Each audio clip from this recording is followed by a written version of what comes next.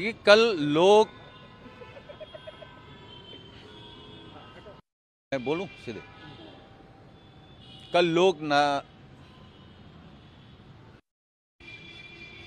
कल जयप्रकाश जी की जयंती थी और लोक नायक जयप्रकाश जी आजाद भारत में नई क्रांति लाने वाले, आजादी दिलाने वाले, उनकी जयंती पर सरकार ने माननीय अखिलेश यादव जी को उन पर माल्यार्पण करने के लिए रोका।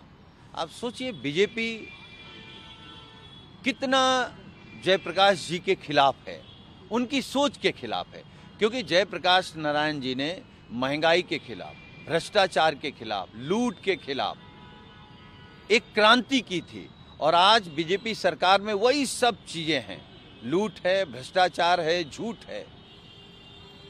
ऐसी स्थिति में उन पर माल्यार्पण न करने देना, और Brajesh Pathak deputy chief minister ये कह रहे हैं कि समाजवादी पार्टी के लोग अराजक हैं।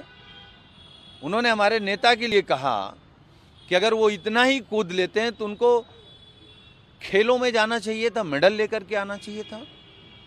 हम जानते हैं और हमें जानकारी है कि आरएसएस में जो गेम होते हैं उसमें ब्रजेश पाठक जी गोल्ड मेडलिस्ट हैं, और ये सब लोग जानते हैं कि आरएसएस में कौन से गेम होते हैं। जिनको पुलिस ने बताया है उनके घरों पे नोटिस चस्पा कर दिया गया। हालांकि अभी कल वहाँ पे बीजेपी के सांसद भी पहुंचे थे, उन्होंने भी बुलडोजर की कार्रवाई पे कुछ सवाल खड़े किए। उसके अलावा और भी लोग हैं कि इसमें निष्पक्ष कार्रवाई होनी चाहिए, अधिकारियों के खिलाफ इसमें सीधे इस तरह की बुलडोजर की या एक तरफा कार्रवाई नहीं होनी चाहिए। देखिए, देवरिया की घटना दुखद है और पूरे देश ने उस घटना पर दुख व्यक्त किया। वो घटना प्रशासन के अधिकारियों की लापरवाही से, सरकार की लापरवाही से हुई। मौतें दोनों तरफ हुई हैं और सरकार एक तरफ कार्रवाई करना चाहती है, प्रेम यादव का घर गिराना चाहती है, जो घर उनके पिताजी फौज में थे, बॉर्डर पर खड़े होकर के जो पैसा कमाया, भारत माता की सेवा करते जो पैसा कमाया, उस पैसे से घर बना है, वो घर बीजेपी सरकार गिराना चाहती है। आप घर कैसे गिरा देंगे? और हम तो सरकार से अनुरोध करेंगे, सरकार ऐसा कोई काम न करे कि जो बाद में नजीर साबित हो, दो समाज में और दूरियां बने। सरकार की जिम्मेदारी है कि जमीन के झगड़े को जाति झगड़ा न बनाए। और अगर प्रेम यादव का घर गिरा तो हम ये कह सकते हैं कि सरकार नहीं बचेगी। सरकार जनता बनाती है। आप पिछड़ों का घर गिरा देंगे? आप एक तरफ कार्रवाई करेंगे?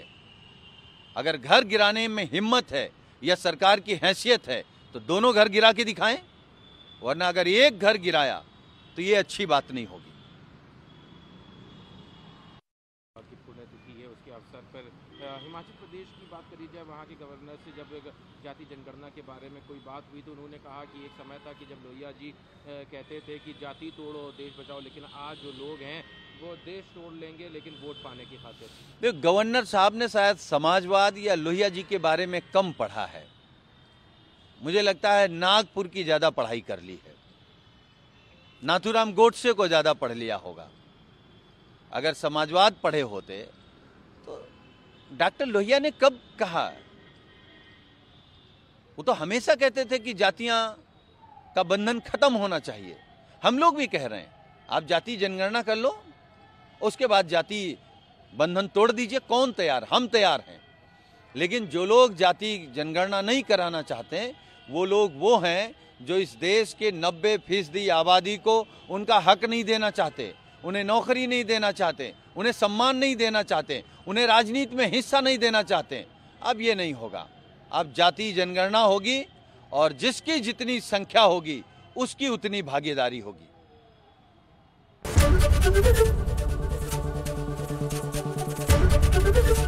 एबीपी गंगा, खबर आपकी, जुबान आपकी।